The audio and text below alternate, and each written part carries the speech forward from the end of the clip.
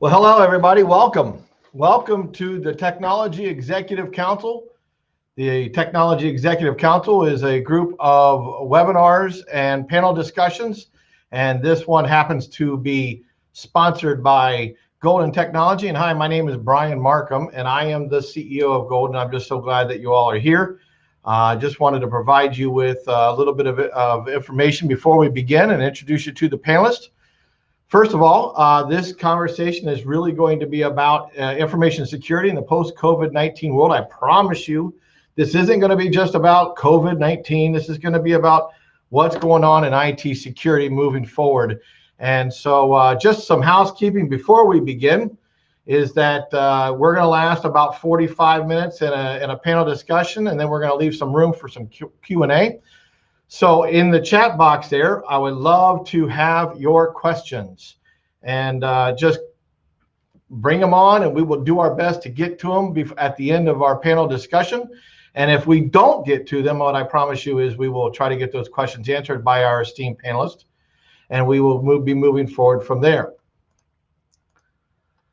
Just some statistics around IT security, and I'm not even talking about the latest one. I'll leave that for the panelist discussion. I'm going to get out of the way here in a minute.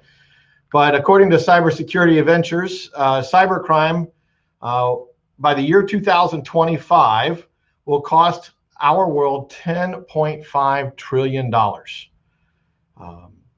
Since COVID-19, malware has increased by 358% since 2019. Phishing attacks are up 80% in the past 2 years, and Google has registered over 2 million phishing sites as of January 17th of this year, and that's a stat from about a month ago. So obviously we have a huge need here, and I'm super excited to introduce you to our panel. I'd first like to introduce you to Erica Wilson. Erica Wilson hails out of the wonderful city and state of St. Louis, Missouri. She is our VP and Chief Information Security Officer with CAS Information Systems. Erica, thanks for joining us. Amy Martin comes from Minnesota. She is a Director of Information Security and Compliance for Vista Outdoors, which has some of the coolest outdoor brands that you can take a look at. Go ahead and take a Google of that afterwards. I'd also like to introduce you to Montez Fitzpatrick. Montez is the Chief Information Security Officer with Novice Healthcare out of St. Louis as well. And finally, hailing out of my hometown of Cincinnati, Ohio, we have Don Rossing. Don is the Technology Director for Messer Construction. And I would just like to thank you all very much for coming and joining on here. So, topics of the conversation. I'm going to ask some questions, and I'm going to get out of the way and let the experts go through with the answers. We're going to base our questions on 3 different categories, and those 3 different categories are edge security, endpoint security, and employee security. Edge security is the enterprise of corporate resources that are no longer located in the protective boundaries of a centralized data center. And it's literally the edge where the corporation touches the rest of the world. The next area of topic is going to be around endpoint security. And these are all the devices that the end users have within the corporation: desktops, laptops, mobile devices, and handhelds of all kinds. And then finally, endpoint employee security, which is our human factor, which is the hardest one for these folks on this screen to manage. And it's the least controllable at times. We've heard about the fun phishing experts, but finding and retaining, we're also going to be talking about finding and retaining security talent within our organizations as well. So our first question, we will be responding in order here. It's going to be around the edge. And our first question will go to Don from Messer. So Don, thanks again for joining us. And the first question to you is how do you track the threat landscape when it comes to the edge? Hey Brian, thanks for inviting me here today, and thanks for the introduction and a good question. So I didn't want to start out, but I figured it'd be interesting to point out that the edge could it could mean a lot of things to a lot of different people, right? So how are you looking at the threat landscape to some things that need to be defined by different corporations? So one of the easiest things you can do is read the news, right? You can see what's going on in the news, see what's happening with cybersecurity, see who's in trouble, who's on the hot seat. Check your credit report, right? See if your credit report's being dinged because one of your favorite retail stores may have had an issue, right? So those are maybe some of the easy answers. But if you're digging in and really wanting to know what's going on in what I'll call the dark world, right? You've obviously got SANS out there. You can do a lot of reading. They know they've got their ear on things that are happening, what's going on. You've got your Verizon breach report that comes out once a year. You can read it and understand some of the new things that are going on. And you can also potentially, this is kind of a stretch, but you could also do some of your own ethical hacking, right? Or you could actually hire consultants to come in and live off the land if you want to see what threats might be in your own environment. You've got Microsoft sitting out there with lots of information feeding to you. So those would be some of the first areas I would go and see how we're tracking and see what's going on. So. Very good, very good. Amy, anything to add there? Yeah, I think Don had a lot of great points about how you go about getting threat intel, what are the different sources. A lot of what I get as kind of input for the changing threat landscape is really through networking. So, my peers that are sitting with me today, anything from reaching out and looking at their feeds on LinkedIn for the relevant stories, to just having conversations like this to bring together people to talk about, relevant topics and what they're seeing in their landscapes. Is really valuable. Sure. And Erica, how does ransomware for us laymen out there fit into the edge and fit into your organization's ability to track the threat that sits out on the edge? Yeah, so really hot topic for the past couple of years. Ransomware has basically become that one thing that no one ever wants to have to go through or experience. But I think what is happening and what we're seeing is, the bad actors are using that as a way to continue to expose many of the vulnerabilities and act on the threats that have been there all along. When we think about ransomware internally, it's really focused on how we would respond in the event of an incident. So taking a hard look at our incident response procedures, making sure we have good backup plans in place, and then making sure that anytime there is a widespread event, such as, pipeline, that's kind of been hot topic the last couple of weeks, that we follow it. We talk with our peers in the industry.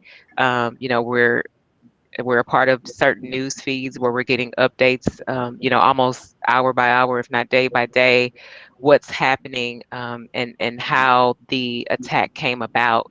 And so it's always a learning opportunity for you to kind of go back and at your own program and look at where you can make some improvements, some tweaks, make sure your third parties and the vendors that you work with, you're holding them accountable to their commitments if you have extended security services.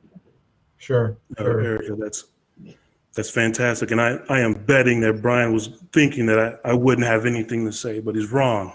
She do have quite a bit to say. I love the point that you made about tabletopping. That is an underutilized tool for us in information security there. It's one of those things that we need to move from nice to have into have to have. And how do you track the threat landscape? This is one of those interesting questions that very oftentimes I'll ask as an interview question. So, I'll often phrase it as, how do you keep up with, current events and information security? I personally know that I myself have a glut of RSS feeds that I try to look at on a regular basis. I would love to say daily, but time does get to be pretty tight. Certainly there are podcasts, love listening to Darknet Diaries, Risky Business. There are, a ton out there, a lot of good ways to get updated information. But really, once we talk about threat landscape and ransomware, so there's really the part of us, what do we communicate, especially to our other colleagues within the organization? Certainly, like Erica mentioned, the pipeline with, the dark side, / evil gang there that basically has some sort of attribution, or at least they did the ransomware as a service for that particular attack as they try to kind of back out of and distance themselves from that, a little bit. But so that is certainly going to be top of mind, opens a lot of doors, has a lot of conversation. How do you do that, and how do you get prepared for that? Well, I really can't think of any better way to do that than to ensure that you have and you leverage a threat matrix. And on the threat matrix, you have, common threats, which also will serve as a tool for your tabletopping and all of that. So things that are, potential adversaries, whatever that happens to be for your organization, you put that in rank order for importance. And then the idea is that you try to apply controls to the threat matrix to clip the highest, most dangerous, maybe some would say riskier items, from your threat matrix. So I think that's one of the best tools to leverage in the situation. Sure. So I have a question that's kind of, it's on this topic, but it's pertaining to the modern time. So I have a feeling this weekend I'm going to be sitting around a fire pit with a couple of neighbors, and they're going to be asking me about this pipeline thing because I'm the IT guy in the neighborhood, right? But the question is I got one neighbor that thinks it's a conspiracy theory about the federal government, and they just want to raise our gas prices, so they make this happen. But does anybody, I would love to ask the four of you, any of you four, feel free to add, is what exactly happened there? Like, how did that all come about? From anybody of you kept up with that particular attack from an IT security standpoint? Go ahead. I'm sorry, Don. So the little bit that I know, I've been reading, right? So they're starting to uncover more and more. But from what I read is they attacked the OT side, or they got in on the OT side, and then moved over to the IT side.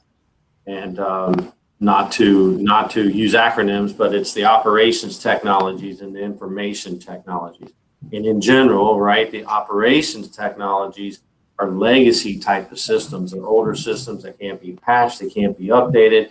They control a lot of the environment, whether it's manufacturing, and this obviously is probably pipeline valves and things like that flow. And so once they did jump over, then they were inside the IT systems, which then they can obviously do either harm or lock things down, shut the business piece down. I think what was interesting in that is that the pipeline was able to separate the two, OT and IT. So they shut down the IT, but they allowed the OT to run so they could stay in operation. So in my mind, they're controlling valves manually and flow and whatnot.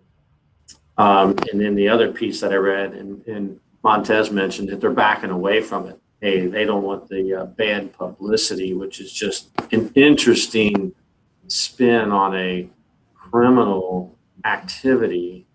But hey, we're the good guys, so we're going to back away and not take blame on this. We didn't mean to hurt anybody. It was just purely financial gain. Well, it's still illegal. So I don't know. Maybe that'll fill the fire pit in some. But I understand. Yeah, no, I appreciate it. Anything else on this topic? It's really all good. It's I don't think that the creators and the operators of the ransomware as a service necessarily intended for this to happen. So, there is certainly no honor among thieves, but they are absolutely looking to not cause, more attention to themselves. And as far as, it going into a conspiracy theory, I think people are always going to say that, it's going to be a conspiracy theory until it's actually a conspiracy.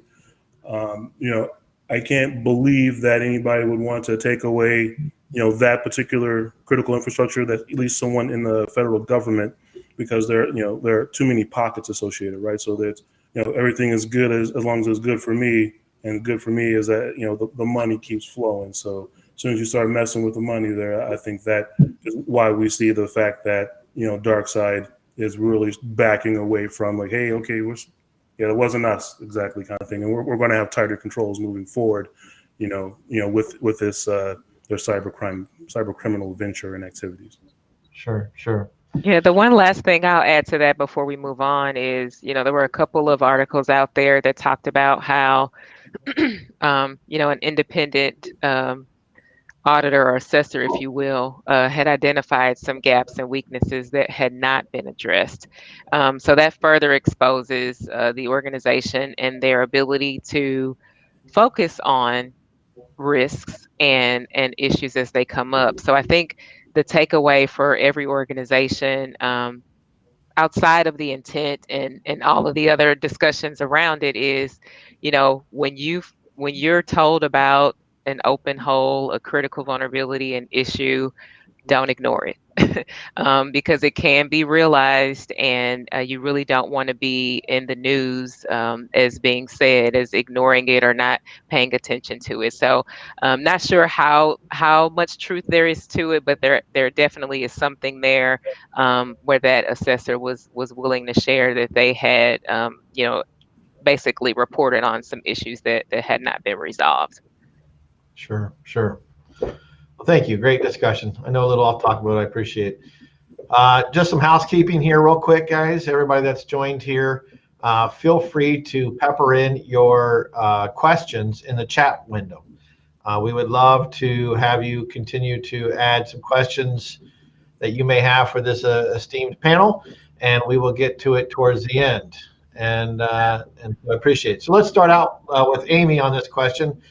Amy, in regards to endpoints, in regards to these wonderful devices that we take control of too much, but let's talk specifically about each one of your organizations. What challenges do you guys feel the next 12 months to 2 years are there in using or developing an endpoint strategy? And to add to that question is what's nice is we have people from healthcare industry, we have an IT company, we have a construction company, we have retail, so we have different levels of regulation in each one of these industries. So the question is what challenges do you see in developing an endpoint strategy, and how do you feel that they differ based upon the level of regulation within these environments? So Amy, you want to take that one first? Yeah, thanks, Brian. I think the last topic that we were discussing with the edge and endpoint, those two in my mind are closely coupled. So sure. COVID kind of brought that to light a little bit with a lot of our physical walls being torn down and everybody going to work remote. It became much more evident that we need to bring security to the edge, to the endpoints, to the users, and make sure that those endpoints on the edge are secured. So for us, that meant things like beefing up DLP, data loss prevention, endpoint detection response tooling, anti-malware, DFIR controls, which is incident response, and digital forensics, and really delivering that security all to the endpoint. That for us, that was key to kind of limiting our exposure with everybody going to work remote, work from wherever. I think it also, talking about endpoints also brings up in my mind challenges surrounding IoT. And I know Dan had mentioned, IT and OT kind of really coming forefront as far as security challenges. But things like the facility management tools, the smart devices that everybody wants to bring on, artificial intelligence, things like that. A lot of those devices do not have basic security controls. So, one of the things we're looking at beefing up or doing better is things like network segmentation, making sure that there are different levels of trust within our different environments so that we have those, segregations between those untrusted devices and our internal core devices on our network. Sure. Other things, that come to mind are, VPN, remote access, with everybody being remote. There was a lot of conversation in our organization about what we're using for remote access. And, we ended up switching over from a full tunnel environment to a split tunnel environment, mostly because, of the bandwidth concerns and things like this presentation, were janky and had bandwidth issues with it. So with that, we changed that over, but we also wanted to make sure that we weren't reducing our security posture. It was kind of a cost benefit decision as it related to, how we were progressing as a business, how the world was changing with more people remote and VPN technologies. Second question, you mentioned regulated versus unregulated. My history has been with both regulated and unregulated. And I've in looking at kind of what I just mentioned, a lot of highly regulated organizations, and I guess some of the other panelists can speak to this a little bit, they may just not allow those insecure devices on the network. It just may be, too risky. And at the end of the day, it all gets down to the organization's risk tolerance. So that is, if your organization is more apt to take security risks because of the cost benefit decisions, that is a company by company or industry kind of decision to be made. Obviously factoring in compliance requirements that organization has. So there's the PCI, HIPAA, GDPR, CCPA, SOX, DFIRS, you could go on and on with a ton of acronyms that may or may not be known to you. But, kind of having to look at your risk tolerance and your risk posture per organization, depending on, how your executives feel you need to manage security. So. Sure. Excellent. I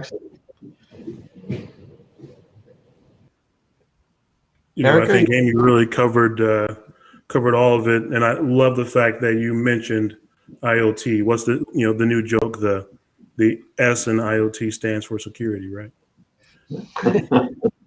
And so I couldn't agree with you more. And I would think that what I kind of see is that we are really switching to a software defined edge. Really moving away from some of the more classical, security concepts into, new, like how do we meet where the business is doing business and keep that secure. So.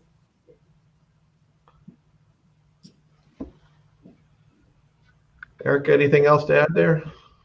I think it was covered very well. What I will say is, maybe to bring closure to the topic is the whole thought of IoT and the continuation of transformation in that area. I mean, pretty much everything is or will be connected that can work with the battery or electricity. Like, it's just the nature of where we're headed.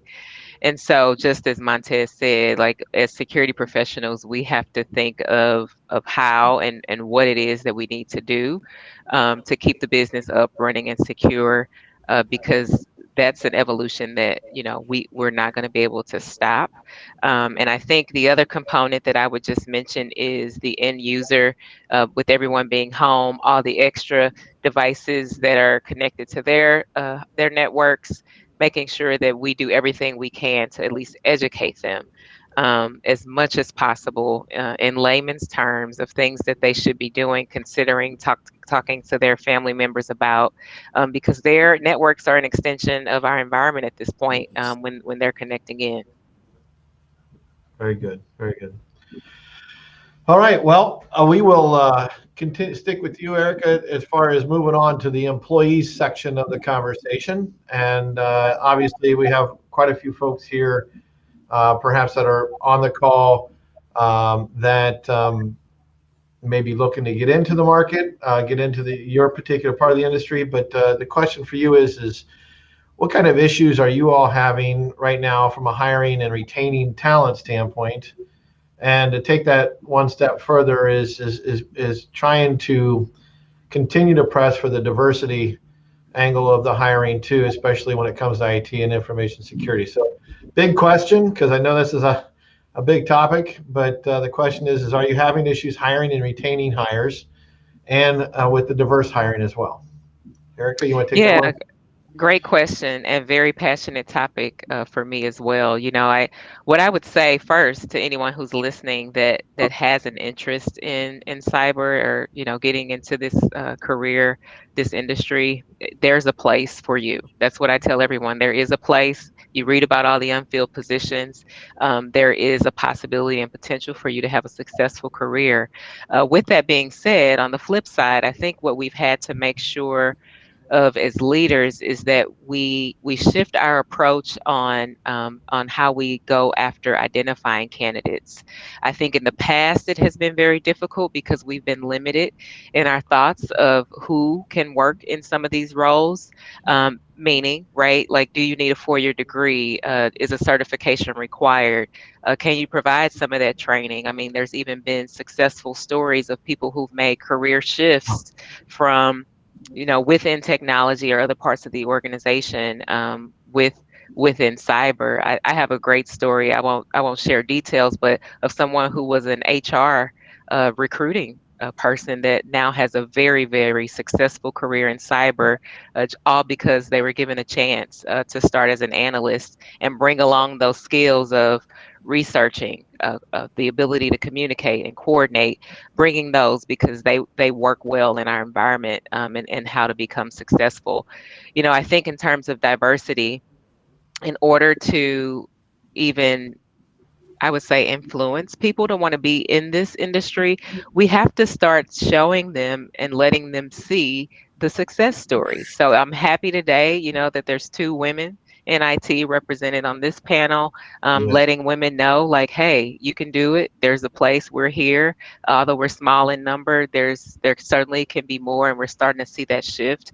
And then from other points of diversity of background and thought and ethnicity, all of those components, when you bring different types of work styles together and thought patterns together, you actually will build a team that is successful because you have all of that diverse knowledge and critical thinking and problem solving when it comes to addressing security. I guarantee you'll have a team that thrives. For sure. Excellent answer. Excellent answer. Yeah, that was fantastic, Erica. There, I can't agree with you 1,000%. And this is an awesome question, one that also have a lot of passion in. It's do we have issues with retaining good talent? No, because I'm really cool to work with, so don't necessarily have that that issue there. But security is a challenge to hire for. Well, why is that? Well, I think there are a multitude of reasons, but certainly I've never backed away from giving my opinion and don't see a reason why to not today. So I think one of the big issues is that there's a lack of cohesion in job titles as an industry. Largely, I really don't agree with the way that the titles have migrated in usage in technology. And I'm very opinionated about what constitutes, let's just take, 3, for example, like an analyst, someone who understands data, gathers it, and then interprets that data. An engineer is an individual that builds, designs, tests based upon functional objectives. Architects, more or less, are conceptual thinkers. They do planning and administration and documentation. And I know that, whenever in the industry, there are a lot of times analyst is just the entry-level role, then you move up to an engineer, then you move up to an architect. And I don't prescribe to that way of thinking.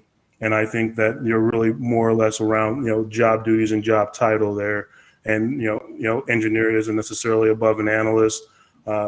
Architects, maybe this is where I kind of talk out both sides of my mouth, where they tend to be a little bit, higher level classification, but maybe not necessarily there. So would love to have an agreed upon concept of what those, 3 actually are, maybe, taking the general definitions and really fitting them in. Have the hiring practices changed? I don't know. I think probably not. So looking for diversity in the same places, it really sounds like insanity there. So I think hiring practices really haven't changed. We're just wishing for different, right? Sure. How do we get more diverse organizations there? And that is really up to you, the individual, right? You need to look at getting involved with the organizations in their diversity, equity, and inclusion strategies. Get on the committee there. Partner with HR, because I know that HR is thinking about it there and say, hey, I want to help bring this into the organization. Help, how do you tap into that broader, more diverse pool? You help by, building in, by leveraging like referrals, going out and looking at bringing in individuals on a different basis. Work with different organizations, especially people who are looking to transition over into, from a different job opportunity to cybersecurity. I know in St. Louis, especially, there's a organization called CyberUp I've worked with, quite a bit. They do a lot of that development, critical thinking for you, and bring you a good list of candidates, and will help you move through that. And they typically tend to be diverse because they are looking for individuals from different sources than your traditional HR recruiting or internal TAP is doing. Sure. Amy, Don, anything to add to that? Yeah, I think they both hit on a couple of great points. Erica talked a little bit about getting women more into the cybersecurity space, and that's something that I share that passion for. I know there's a lot of women in STEM and kind of women's groups that are starting to build that network. I also think that and I may sound like I'm beating down a dead horse, but the concept of networking. The last open role I had 6 different referral candidates from various parts internal to the organization that knew somebody or brought that in. And so I think that helps kind of round out things a little bit. One of the other things that I've become involved in the Twin Cities area is a nonprofit group that kind of helps. It helps high school students in underprivileged areas kind of learn about IT, get internships with local companies, and kind of partners them up so that they can see, hey, here's a career path for me, and kind of builds that side of the diversity, that I think we're really looking for. For me, a lot of hiring decisions, I feel I put a lot of weight on culture fit, especially with more junior positions. It's not necessarily about the certifications or the 4-year degree that you have. It's are you willing to dig in, learn, and do you fit with our culture? So. Sure. Yeah. I might add one more point. I think everybody hit around it, but I think in the industry that I am in, information technology has been slowly adopted. And as IT continues to accelerate and salaries increase with skill sets and needs, we have had a challenge in retaining and getting people in at our entry level versus what they can go next door and get in. Maybe everybody has that challenge. We're seeing that. But there's an idea that I was exposed to a few years ago where when you're doing interviews, you don't necessarily need to look at somebody with a 2-year or a 4-year degree. There was a nickname for them, and I'm going to make it up, but I think it's somebody they called CERT. So it's somebody that on their own accord decides to go out and do a CompTIA and get a certification. Maybe they go to an ISACA and they decide to get this. And they might not have a college degree, and they might have only worked in retail or restaurant in the back, but they've shown some interest into it. And so you can bring them in at a different price point, but you probably have somebody that is more interested in the field and wants to really get a foothold. And I think that drives people that you're going to get and keep, as well as I think it can help with diversity. Very good question. Very hot topic in my heart too, being in the IT services and staffing space. It's hiring, retaining, and diversity are just we got to reduce the barriers of entry into our industry, and we got to look at unorthodox places to find the talent. And those are the two. If you can categorize those two and build strategies around those two, I think that's the secret. So thanks for sharing. That's a big one for me. So continuing on with the employees and really about budgets around IT security. Obviously, now that we're starting to have this past year that we did, maybe it's a little bit easier. Or if your company or your industry had a strike or a hit, from a security breach. But Montez, let's start with you here on this question. How do you get the budget that will drive the success? And when you go to make your presentations to the powers to be, how much risk do you need to show in order to go out and get the dollars that you need to do what you want to do from an information security standpoint for your organization? Hey, thanks, Brian. That was kind of a wild segue. I want to make sure it's clear that, we haven't had any breaches where I am there. So I don't want to, we're all good. We're all good there. I don't want Brian to be implicating me in something. No, I didn't mean that way. No. All right. No, it's, although you got a minute, you came in at the Experian job after the breach, right? Well, I did have, certainly have been involved in incidents. It's, part of the, the reality of it. Whenever you are at, at a place for long enough, you're going, especially if your program is doing all of the things that it should be doing, there are going to be mistakes made. And one of the things of really how do we get the budget to drive success? I think necessarily to minimize FUD, fear, uncertainty, and doubt. It's effective, right? But there's only really so many times that you can go to the well with FUD.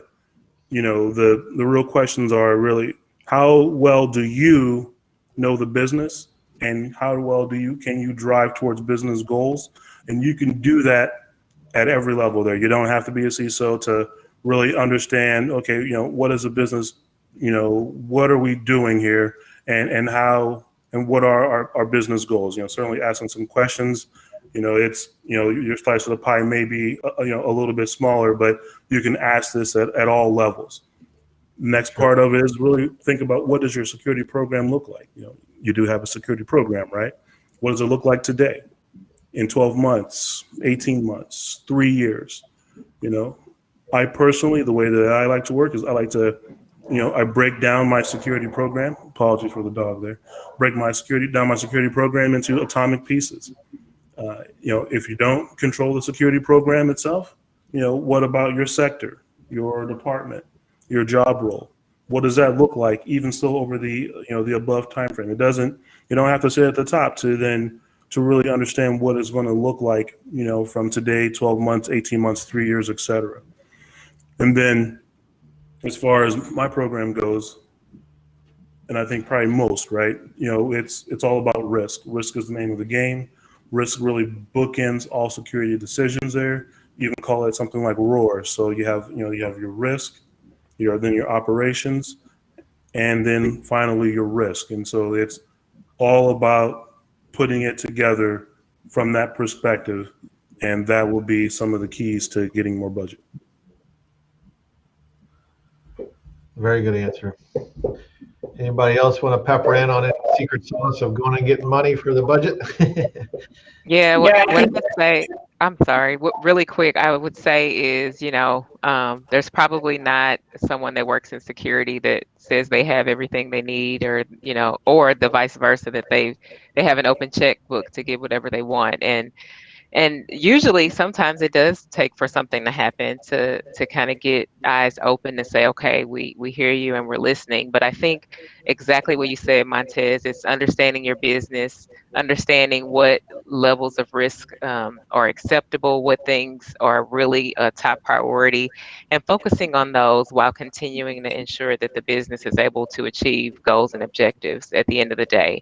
And I think in years past, early on, we saw it a lot where security was the no team, or no, we can't do it. And now for teams to really be successful and programs to transform, you have to be maybe a no but, or no, here's another option. But you have to really be open to making sure that you're not impeding the progress of the business, you're not impeding the bottom line growth, and you're not stagnating processes and what people need to do day in and day out. Anybody else? Yeah, the only thing I would add to that is, you know, I keep envisioning that image that's floating around on the interwebs about, you know, your security budget before a breach, and then like it's 1 penny, and then your security budget after a breach, which is, you know, all the money in the world. You know, and the real conundrum there is, you know, how do you, the fact that you need more money without a breach. You know, and I think Montez pointed out a few great things about, you know, sharing your strategy, sharing your 1, 3, 5-year roadmap with upper management, so they know that here's what you're trying to accomplish for that money. You know, they're not just giving you a blanket check and saying, yeah, go buy security tools. They actually know what you and your team are gonna deliver with that investment. So you can kind of show that ROI. You know, I've been in multiple conversations with, you know, other security folks talking about what metrics are actually helpful and actually drive, you know, upper management that don't really have a security background. What metrics can you show them that will help you sell that story? You know, and for me, it's just hit or miss. You know, some of them that you think may be impactful aren't. You know, so try another one. But Sure.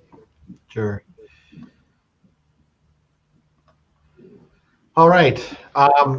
One last question, and then we can go into some of the Q&A that we have received. And again, I don't think we'll be able to get to all the questions. Great questions, by the way, that are coming through on the chat.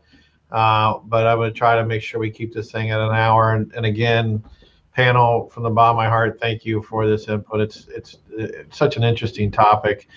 But this is in regards to employees, which is the hardest for you all to control as far as security experts. And phishing, I read somewhere in preparation for this that 80% of the issues are going to come from phishing or employee-based errors that they make by clicking on this or going to that site or downloading this application and so forth. And I know education and training has always been a part of it. But I noticed that in 2020, it was up by 380% from previous years. What are some things that we can continue to do as far as educating our customer base, our client base in our organizations to maybe fight against these gurus of phishing that are happening right now? And I'll start out with Amy on that question, or anybody that wants to answer that question. That was just something from my head that came. How do we better prepare ourselves for that type of that biggest issue of security right now?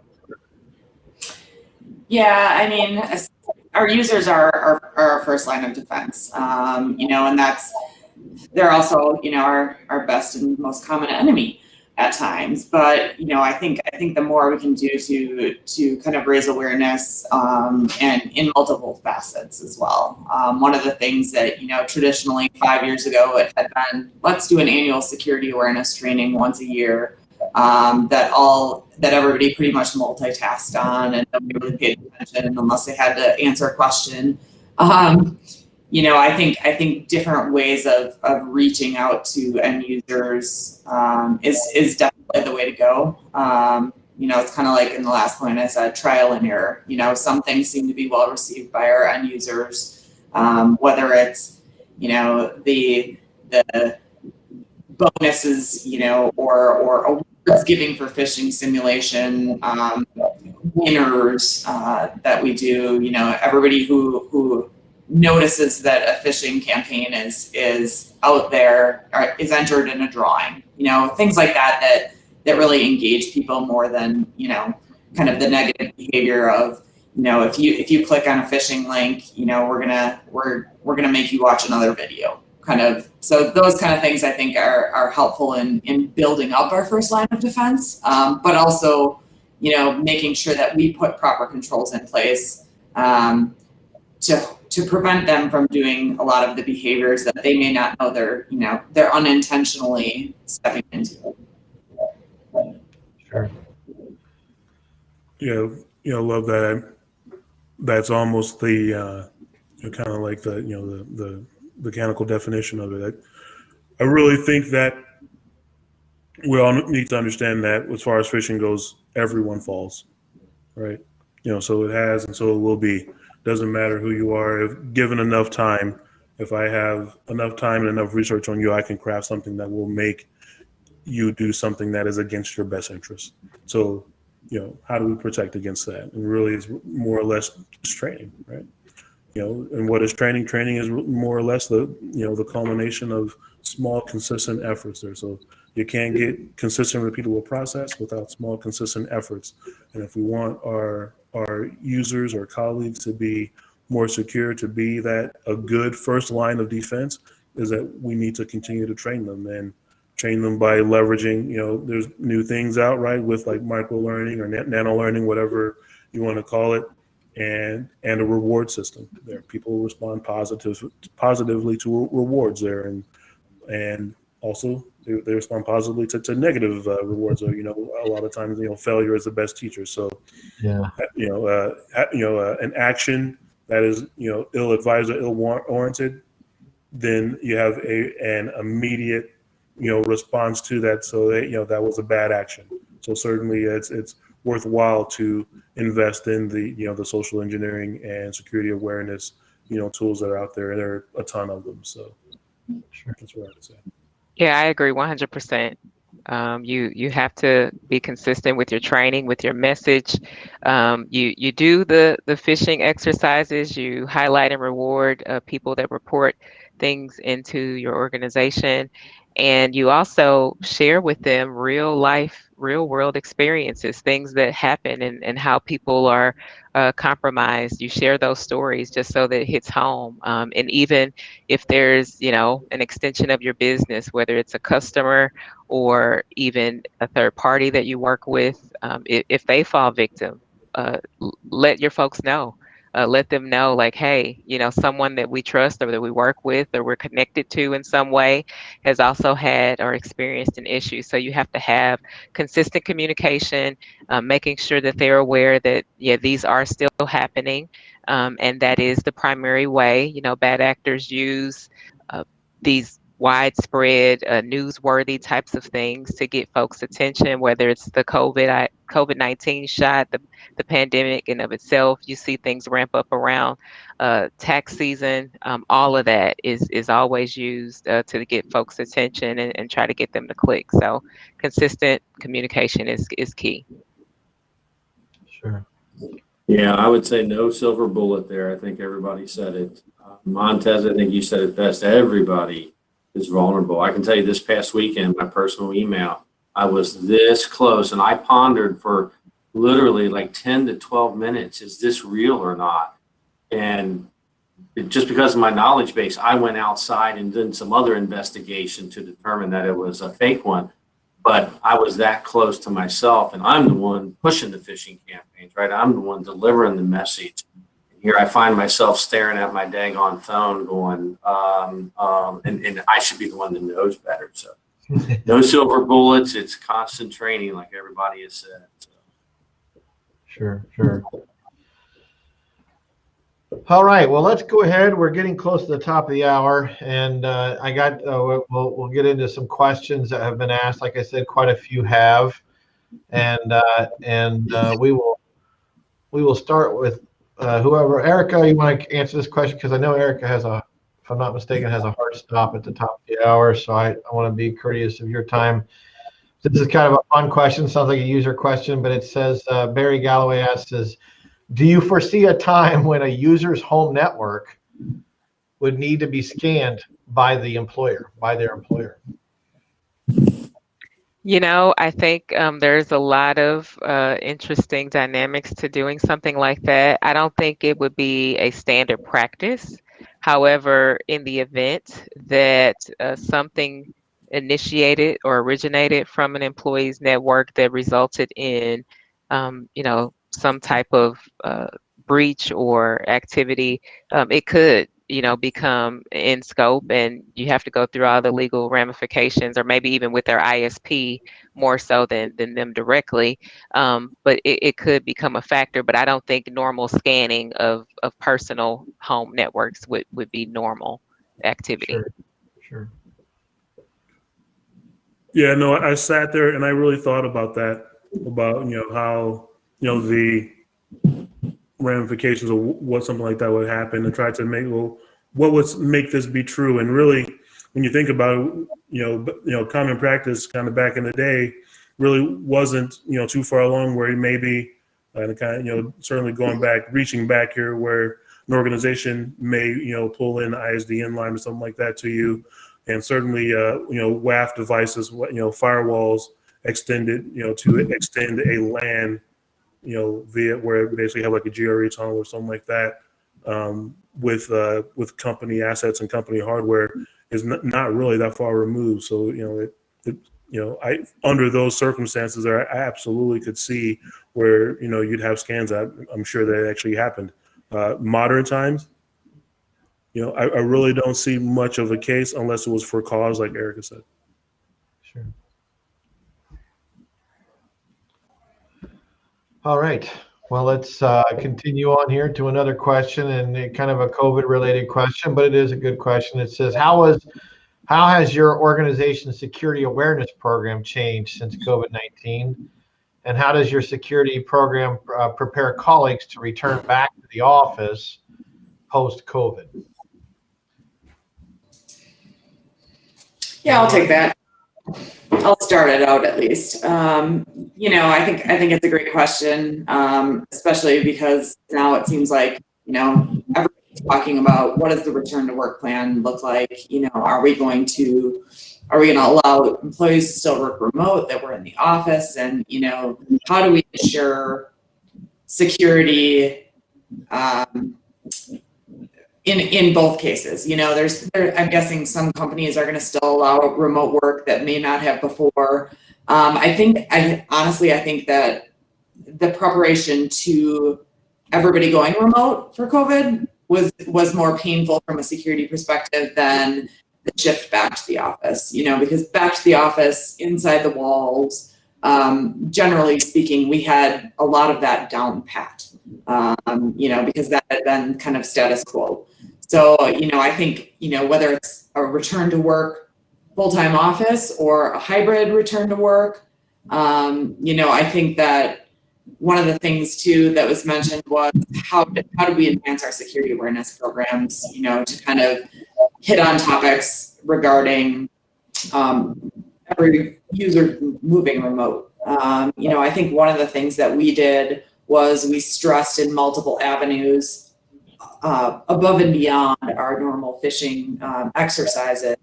Here's some of the things that you need to watch out for from a phishing malware perspective, from, touching on, how do you secure your home environment, and kind of try to outreach to end users with topics that were more relevant to, how do we adapt to being online, always on video, that kind of thing. Sure. Fortunately for our environment, pre-COVID, we were probably 85 to 90% remote already. So we did not have to do a drastic change. It was almost another day. There were certain people that didn't have capabilities to work from home. So we were in a good position to give them resources to be able to go work from home. But, knock on wood for us, it was just another day. So no good insight in there. It's just the world that we happen to be in at the moment. Sure. Yeah, I have to wrap up and say the same thing, that, fortunately for me, the colleagues that work with me that help us with our security awareness program, we've been able to, by and large, still go with the actual program process as we have always had, stated. So certainly some of the messaging for phishing and social engineering have changed because of COVID-19, but still able to follow the same processes there. Awesome. And that's really really a credit to the to the standards and the everything that we've built thus far, leading into that really didn't require much change. Sure.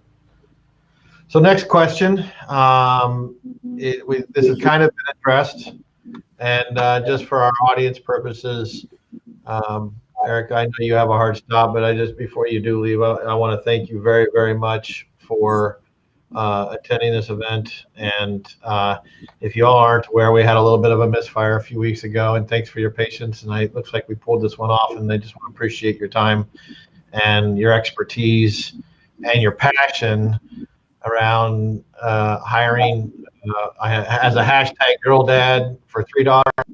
I'm all about trying to figure out avenues of bringing in diversity into the IT community. So just thank you for your passion in that. Thank you for your time.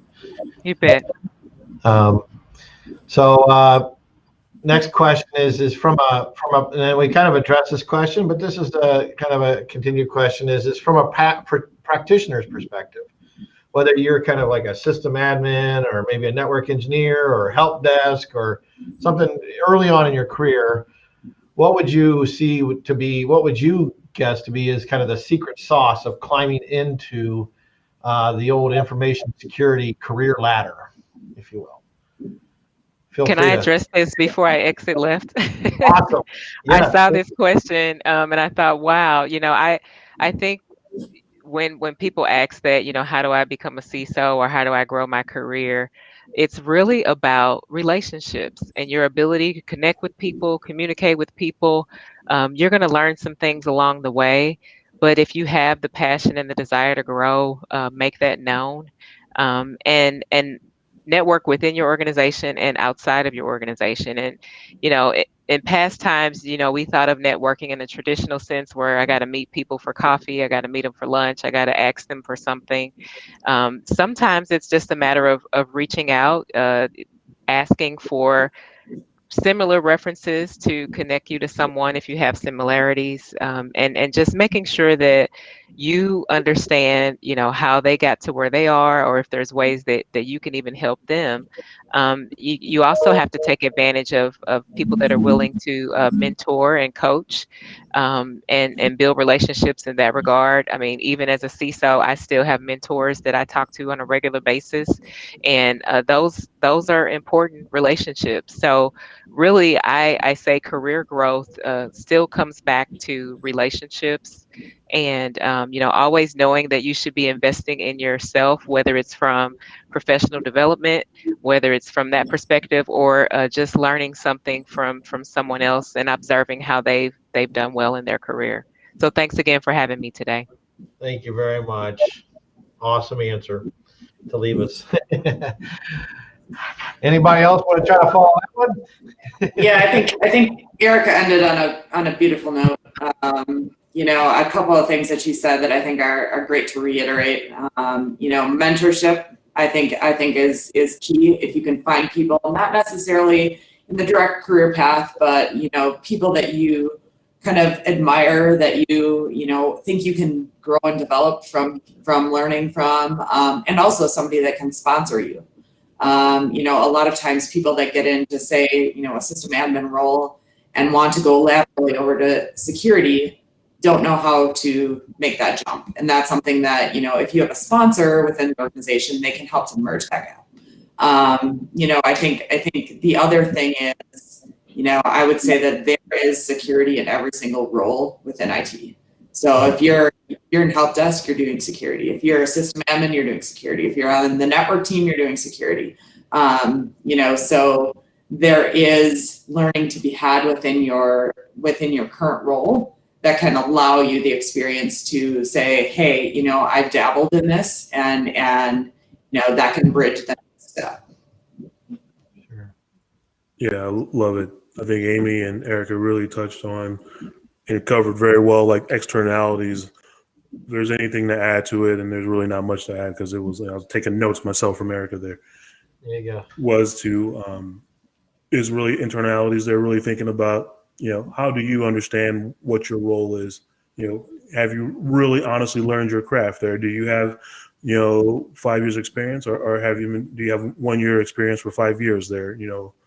For example, there, if you're doing, application engineering, do you really know what it takes to create a program?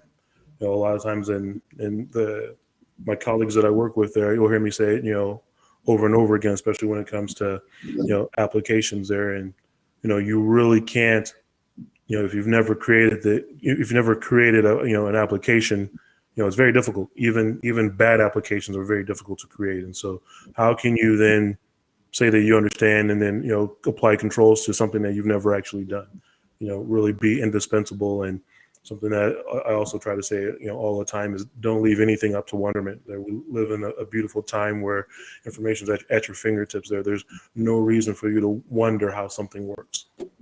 Sure. Very good answer.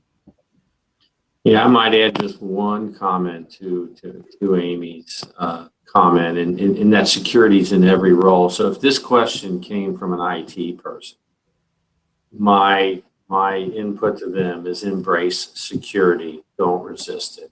I've seen over the years IT administrators that you need to do multi-factor, or you need to do least privileges now where you didn't before, and why do I got to do that? Don't resist security, embrace it. It's good for the company, it's good for the business, it's good for your career, and it's here to stay. Awesome answers. I again, another area of passion is trying to have college age children, trying to teach them that whole networking aspect and getting out from the relationships that we have on our phones to actually relationships that you have on the phone, or in person. And that's where you develop your career and you build your network and you can get into these areas. So great answers, folks. Last question, and we'll just, it's kind of a self-serving question being a fellow entrepreneur, but it's here, so I'll go ahead and ask it. It's if you had to start up a security practice from scratch, and Don, we'll start with you on that question.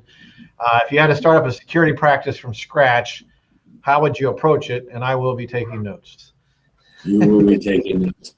So it's actually something I've been working on for, oh my gosh, about 2 years, right?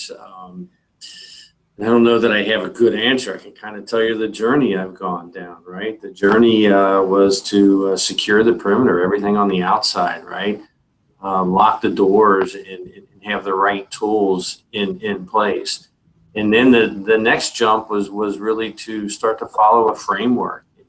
Pick a framework. If you're in a regulated industry, follow what they're telling you, whether it's DFARS or if it's NIST or ISO for manufacturing, and then just slowly putting those controls in place. And back to my comment earlier about the career, you have to sell that within the business, why you need it, why it's important. We talked earlier about metrics. I think we talked to metrics towards the budget, but you need to have metrics to show that the security processes are bringing value to the business as well. So this is a journey I'm on, and so far so good.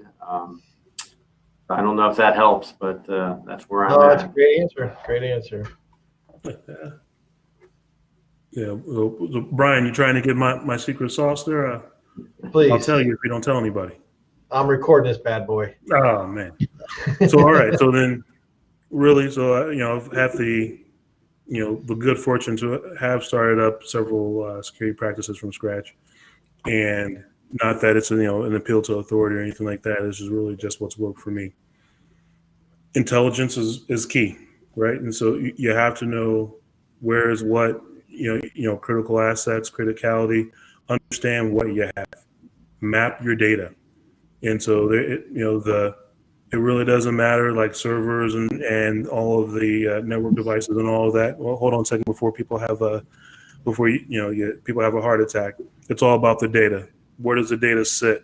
And then you take where the data sits, and then you map all the dependencies, and then so things become in scope from like your servers and all the interconnections and all of that. As far as you begin to map your systems, you start with the data, not the systems. If you start with the systems, you're going to always chase your tail, and you'll never actually get to the little corners where data is actually sitting and hidden that you didn't know about. Start with the data always. Understand your risk. Risk is very important. What are the environmental factors? Dan touched on this very well with regard to your statutes and regulations there. You have to understand that space. And then when you have your statutes and regulations, that is what becomes the genesis for your policies. Create your policies there. It's the unsexy thing that nobody likes to do, but it's super important. Then move from your policies to your standards. Your standards are what gives your information security program its authority. And so, like, somebody says, well, Montez, is this secure? Well, if it follows all the standards, it is as secure as we can make it, right? And so those are kind of the first 100 days, more than, because creating your standards gets to be pretty lengthy. But first 100 days of creating a security program, that's there you go. That's the awesome, very good.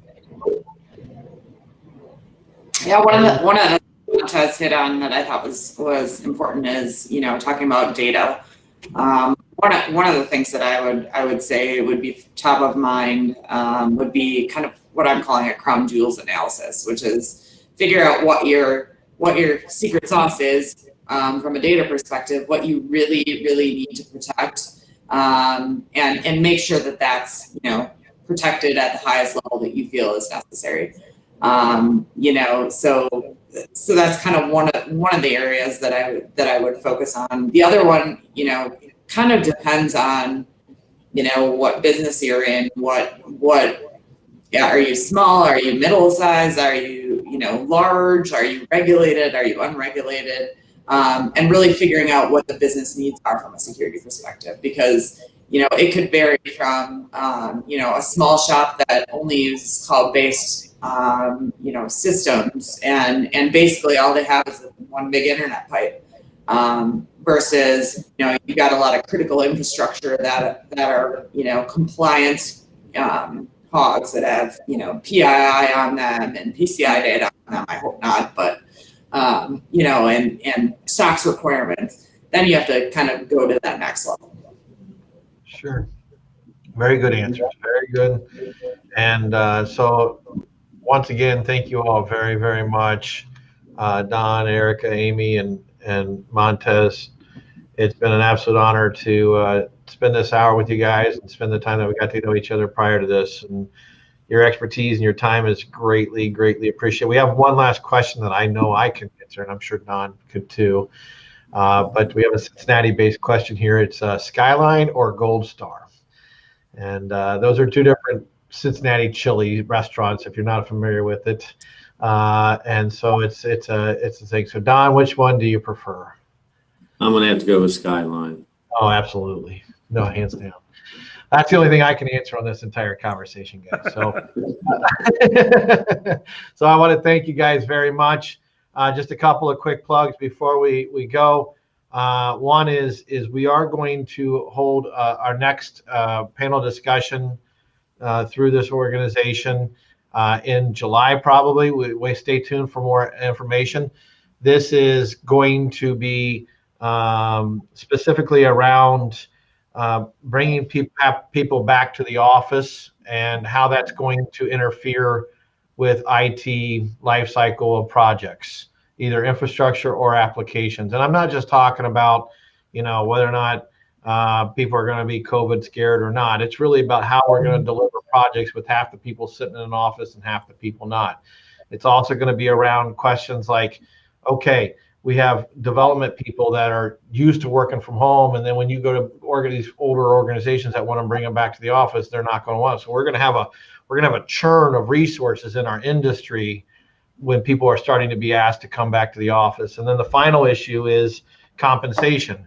People sitting in the St. Louis market working remotely can now get access to positions that are in San Francisco and New York City, which make $10 to $15 more per hour because of the cost of living in those areas. But now that you can work remote. So you can imagine that this new remote back to work, half back to work environment is going to cause some growing pains for our industry. And so our next one are going to be around that, coming in July. And hopefully we'll have a panelist discussion there and around that. And hopefully they'll be as good as these panelists, because this was just absolutely awesome. The last thing is just a little plug for Golden IT, Golden Technology. We're an IT services firm with locations in St. Louis and Florida and Cincinnati, Ohio. We do IT service project work, turnkey solutions, statement of work type stuff to help people unjam their backlogs of their projects. We also do IT staffing, and we do a lot of work in the test engineering and QA space. And then finally, we have our Golden Community, which is what this group is about. It's really about opportunities for us to give back to the community. So I just want to thank you all. I had to pay for the commercial there, so thank you. And everybody have a wonderful, wonderful afternoon, and go out and enjoy the good weather that we're having. Thanks, guys. Take care.